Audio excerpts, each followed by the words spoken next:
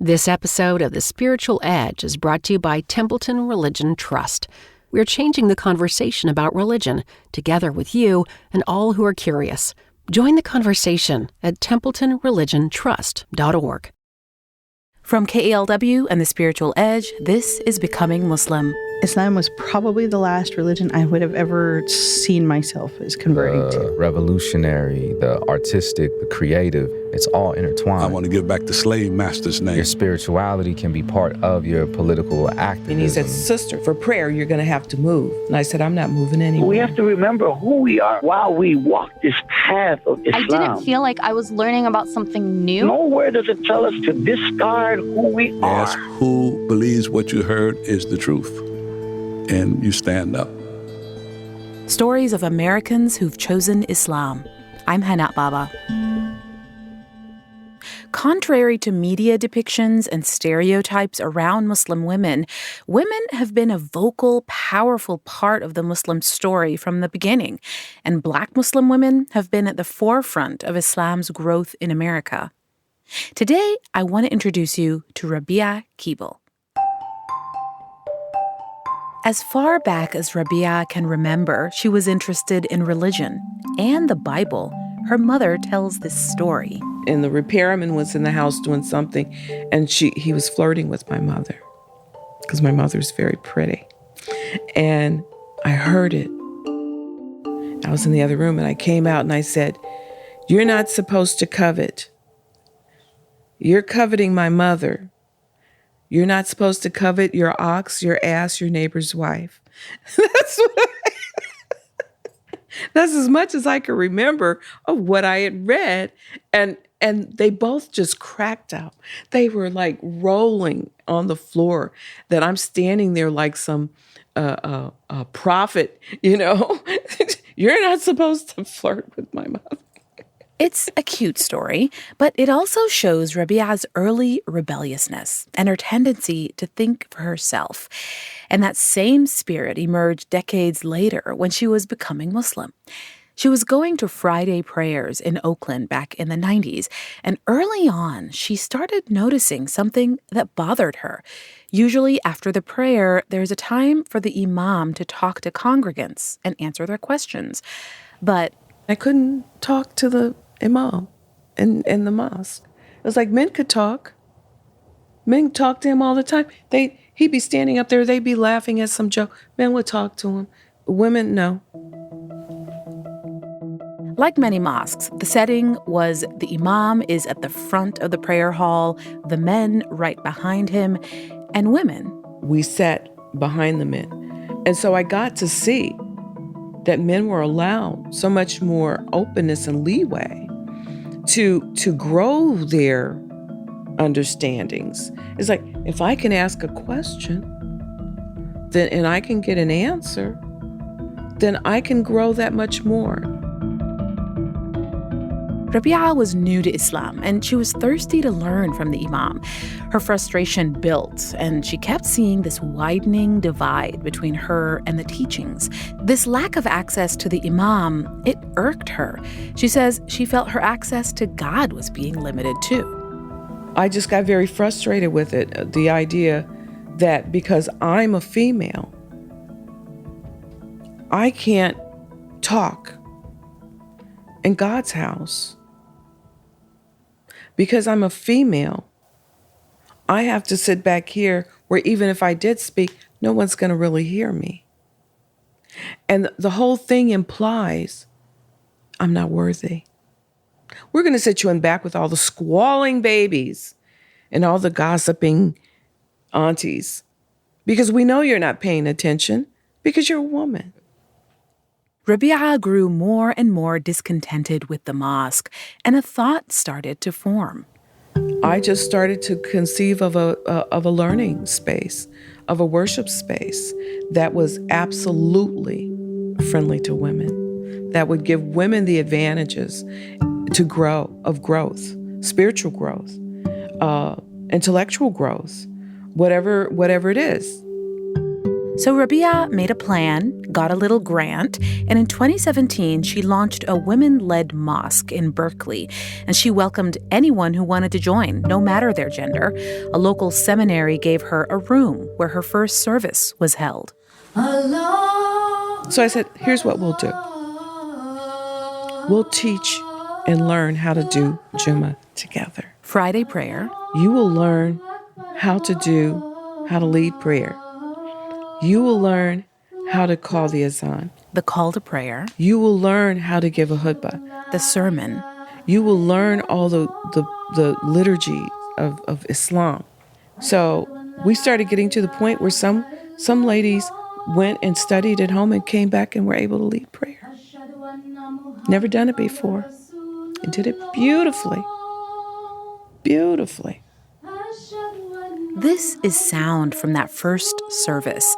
After that day, Friday prayers were held every week with the sermons given by women. Guest speakers were women and the imams, women. She named the mosque Qalbu Maryam, the heart of Mary. Mary being Mary, the mother of Jesus, who's held in such high regard by Islam that she's the only woman mentioned by name in the Quran. In the last 15 to 20 years, a lot of convert communities started to create their own mosques and their own third spaces. That's Hind Mekki. She's an interfaith educator with the Institute on Social Policy and Understanding in Chicago, and they commissioned a study on mosques called Reimagining Muslim Spaces. What if you were asked to recall the best moment you had at a mosque? Hind and her team consult with mosques on how to be more welcoming to women.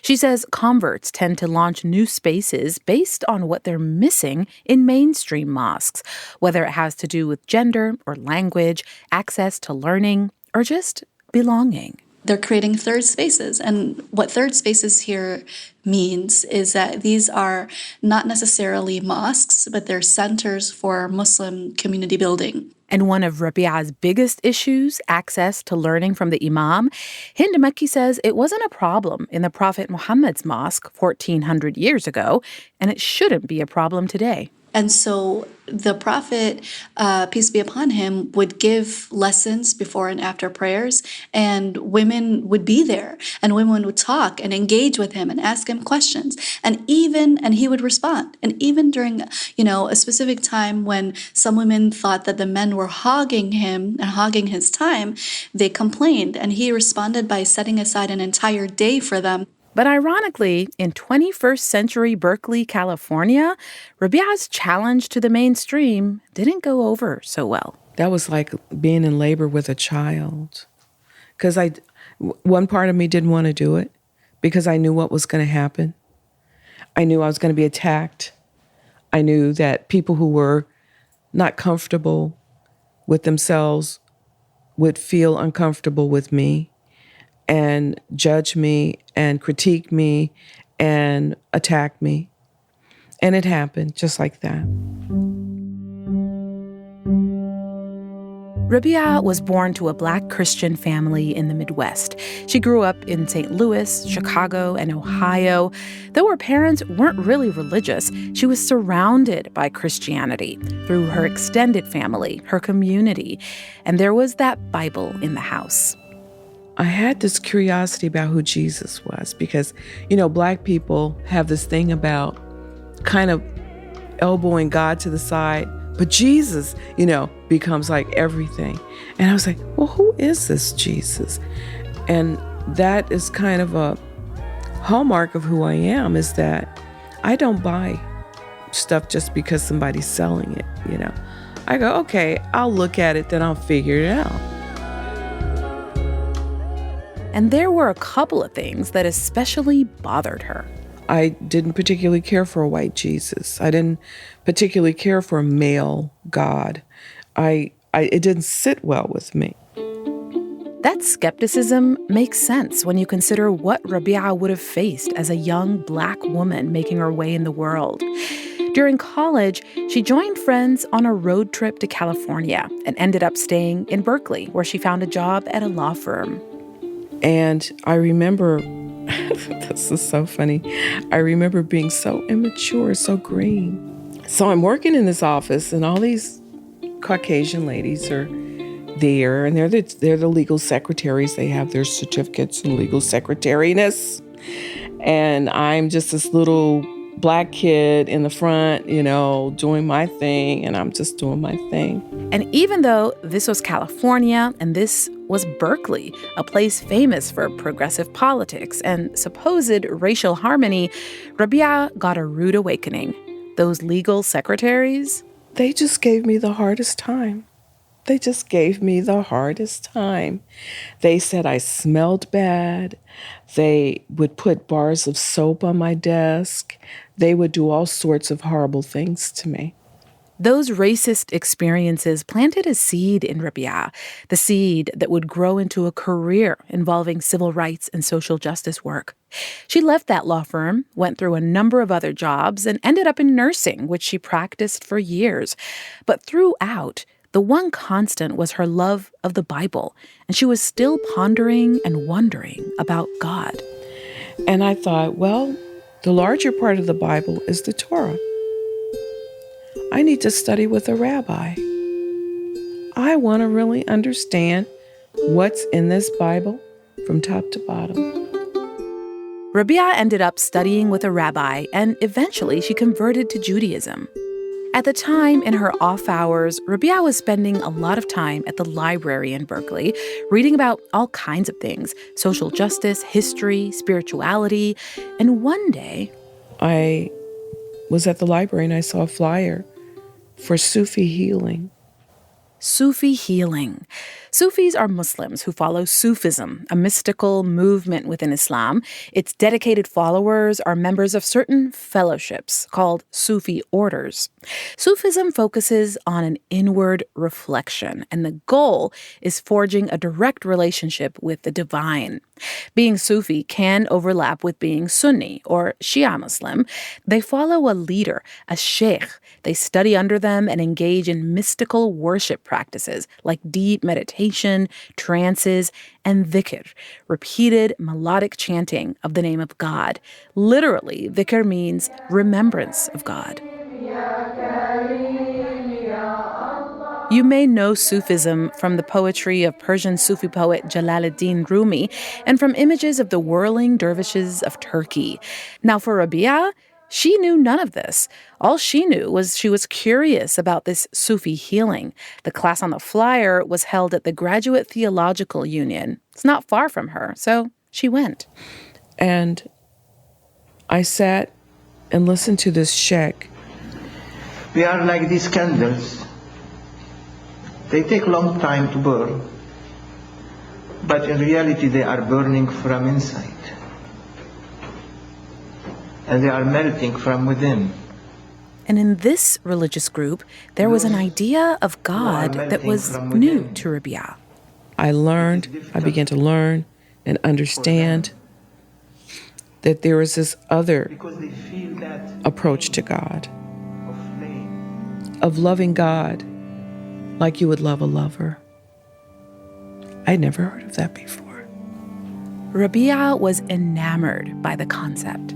And I thought, yes, that's how we're supposed to love God. We're supposed to love God like we love a lover, longing, like, oh, I want to talk to you so bad. I want to hold you so much. I can't eat. I can't sleep unless I have you. That's how we're supposed to love God, And I thought, this is wonderful. This is what I've been looking for. But there was one thing. Rabi'a was Jewish now. What did that mean? Wasn't this a conflict? Did she have to renounce Judaism? I thought to myself, essentially, Judaism has laid the foundation for me to understand and enjoy and love Islam. Because Islam and Judaism are not miles apart. They are inches apart. Just as Christianity informs a lot of what is in Islam. So I didn't feel like I had gone really anywhere. I had just stepped through a doorway, and that was it.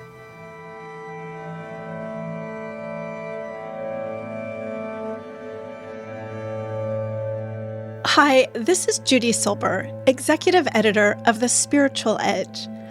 I'm here to remind you that more stories from the Becoming Muslim series are available by looking for The Spiritual Edge in your podcast player. Or you can go to our website, thespiritualedge.org.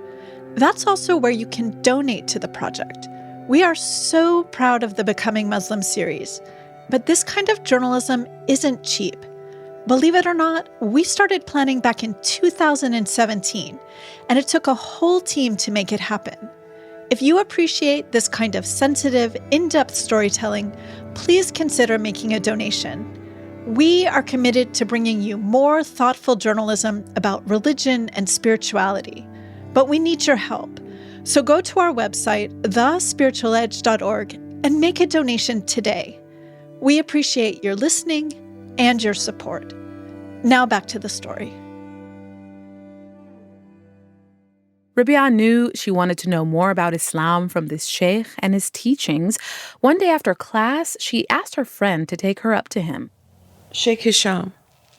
He's with the Naqshbandi Sufi order. And I didn't know anything about Naqshbandis and all this. I just followed this sheikh because I enjoyed his teaching. She took me up to him, and I'm standing in front of him, and I'm looking at this man. Now, I believe in mysticism. I've seen a lot of things. I walked up to this man, and he had like a glow around him.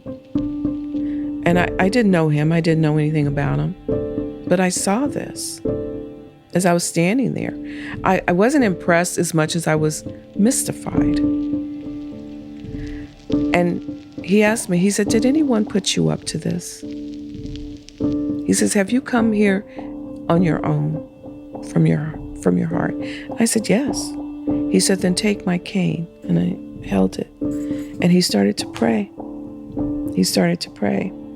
And he prayed a long time, to the point where everybody was looking around and going, "Well, when is he going to give her Shahada?" Shahada is the attestation of faith for a Muslim. And he says, now, this part, he says, "You repeat it after me." Rabi'a was now Muslim. And one of her favorite parts of Islam was that ritual, dhikr. They were held every Saturday night at the seminary. I never missed one. You commit this time to simply sitting and chanting and remembering God's name, the parts of God. The 99 names are actually 99 attributes of God. And just like letting your heart explode in love and worship of God for hours with other folks. And it's wonderful. It changed me. It mellowed me. It did all kinds of things to me. This is a mystery. It's a mystery. Rabi'a would start coming to the mosque for services, Friday prayers, dhikr. She met lots of new friends, but something bothered her. That lack of access to the imam, that she had to sit in the back of the prayer hall. The one thing I had a problem with was we need to have a different setup for worshiping. That's it. That women are not second-class citizens. Women are equal to men. Rabi'a began studying Islamic theology at Berkeley's Graduate Theological Union. That's where she first met the sheikh. She immersed herself in the religion, and to her, the texts she was studying at school, they just didn't jibe with what was happening at the mosque. In many verses, the Quran asserts or alludes to the notion that men and women are spiritual equals, but it seemed that Muslim practice had often veered from that. To Rabi'a, what was happening was something that often happens to religions, where a faith is practiced differently by different cultures. A Muslim in an Arabian village will probably practice some things differently than one in the south side of Chicago, for example. And like her mosque, many mosques in the U.S. are led by immigrant imams, born, raised, and taught in societies where gender segregation is the norm in religious settings. And I understand that some people see modesty and chastity and preserving the feminine Muslima in a certain, encased in amber, and she must be this way. No. There's many different ways to be a Muslim woman. Rabi'a founded her women-led mosque, Qalbu Maryam, in April 2017. Northern California's first female-led mosque. It was a big deal. The mayor of Berkeley showed up, local media turned out, and a woman, Soraya Dean, a Muslim lawyer and activist, gave the first sermon. Soraya does interfaith and women empowerment work in Muslim communities. She met Rabi'a on Facebook, and they hit it off. Like me, she was sick of the patriarchy. She was sick of men telling us what to do, what to believe, what to wear, what color even to wear. So then this was burning in her, and we were talking about this, and to speak to the women. It's okay. You have the agency with your God. You have a right to talk with him. You have a right to do what you want with him, to do with the theology. So when Rabi'a invited me to do the khutbah, I just said yes. Alhamdulillah. Alhamdulillah. So the night before, I went to Rabi'a's. We stayed the night, talked all night, and there was a big morning that was coming, but we slept, I think, 2 hours. Soraya gets excited when she remembers that day. So we get dressed, we go to the mosque, the designated place, and we set it up. It was very, very exciting, and there were so many people who came, men and women together. And we created a sacred, hallowed space, and Rabi'a just worked so hard for that. Rabi'a was on the news, in the papers, with images of women in headscarves leading prayer. This was the second women-led mosque in the country, but it was the first that also welcomed men. A lot of women came because they thought it was just a women's mosque. And I let them know I cannot repeat the mistake that patriarchy has taught us. We separate nobody here. That's segregation.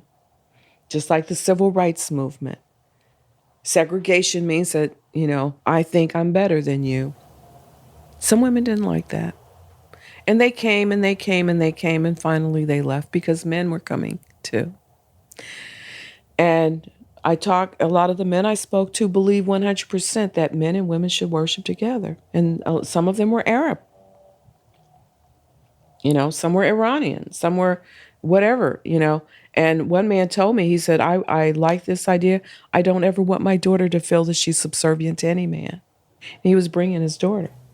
Rabi'a's congregation was also culturally diverse, a hallmark of those third spaces converts create that mosque researcher Hind Mekki talked about. These mosques are as diverse as the Muslim population is in the U.S. If you go into a mosque in most cities or small towns in the U.S., you don't actually see that racial diversity, except for a handful of mosques that really reflect the racial diversity of the national community. But in these women-led spaces, whether it's an all-woman space or a mixed gender space, you see that racial diversity. And so the first thing I glean from that is that people from all different backgrounds are wanting something different from what the mosques are providing them. But there was something else. When Islam came in the 7th century, it brought with it new ideas. It shook things up. At the time, it was daring and disruptive to the status quo. Muhammad came with new social rules that were challenging to the traditions of the tribes of Arabia. He was persecuted so badly, he eventually had to leave his hometown. Rabi'a was shaking things up too, and she had to face the consequences.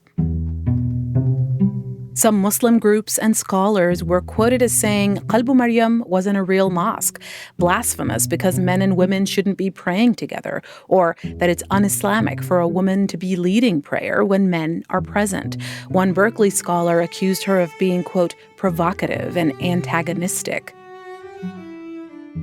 One day in July 2018, Rabi'a got a notice from the seminary that they needed the room for classes.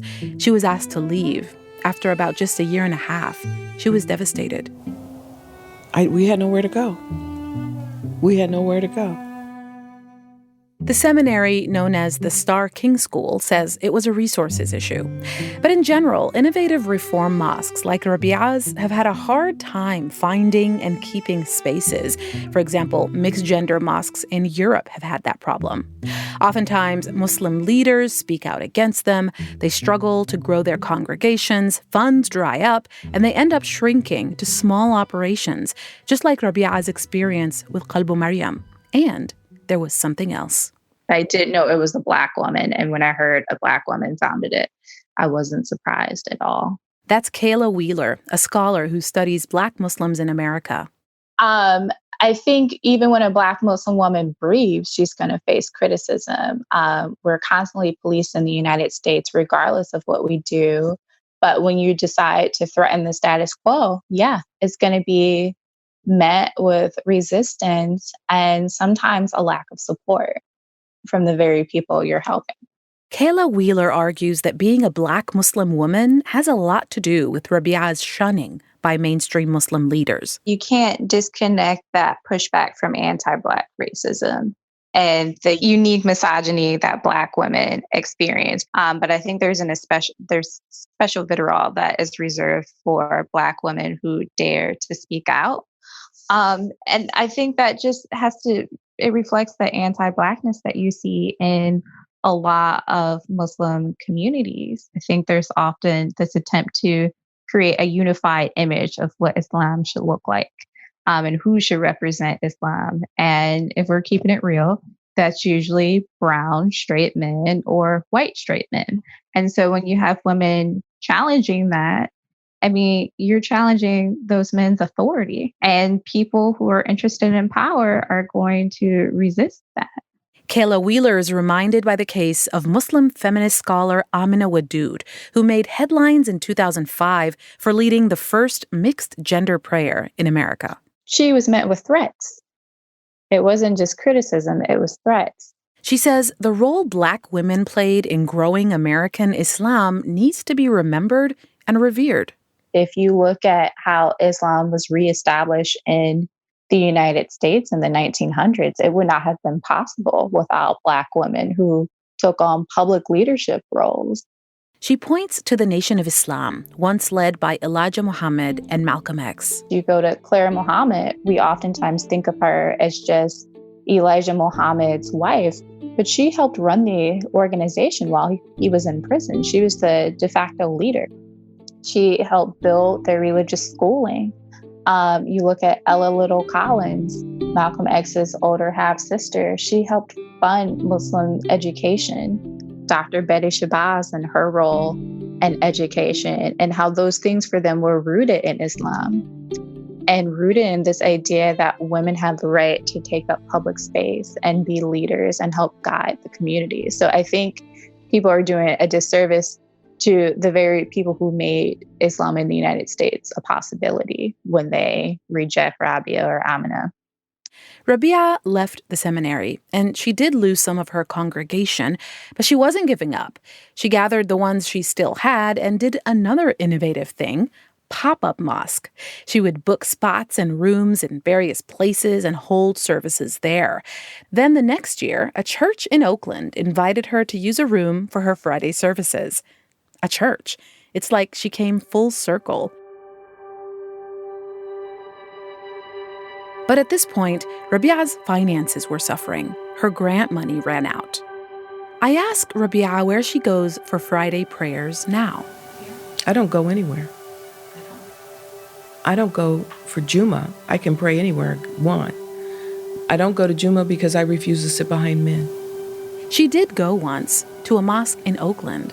I went there because a rabbi friend, after the shootings in New Zealand, said, we're all going to sit in solidarity. Do you want to come? I was like, I'll come because you invited me. And I went and I sat in the front. I sat in the front row. And I wasn't protesting anything. I just felt like I could sit wherever I want to sit. And the imam, who I actually know, right, who I admire, he's smart. He didn't say anything during the khutbah, because in his mind, I guess he thought, it's okay that she sit there for the khutbah. When it came time for prayer, he walked up to me and he said, "Sister," and he said it really loud. The room was full of people. "Sister, for prayer, you're going to have to move." And I said, "I'm not moving anywhere." I said, "I'm a Muslim. I can sit wherever I want." He turned around and he walked away. And I sat there and I prayed in the front row. Men on either side of me. And the men stayed there. And they stayed there. Once again, Rabi'a held her ground, and she continues to do that. Today, she's a scholar of Islamic theology and leadership, social justice, and Black religions. Rabi'a's story is one of constant reinvention, and the Qalbu Maryam story, it didn't end there. Its new iteration is online and in the streets. Rabi'a now calls her organization Qalbu Maryam Justice Center, what she calls a sacred space for social justice. She also launched a group called Muslims for Black Lives Matter. She doesn't have a mosque, but says she doesn't need one to do God's work. I ask if any of what she went through made her think of leaving Islam. Listen, I'm like, you see these people who are married for like 50 years. They'll never be divorced. I'm not leaving Islam. I love Islam. And God allows me to weather the storm. God never said there wouldn't be storms, but God's promise is to get us through it.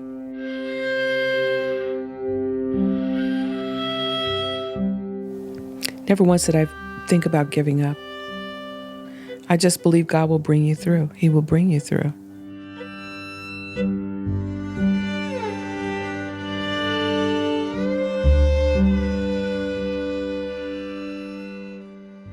Next time on Becoming Muslim, when faith and politics come together, we meet a man who joins the Nation of Islam as a Black teenager in the 1960s. Many of the younger people were looking for a stronger way or a different way, a more aggressive way, if you want to put it that way, to advance our struggle. They were pushing the older generation to do more. That's next time on Becoming Muslim.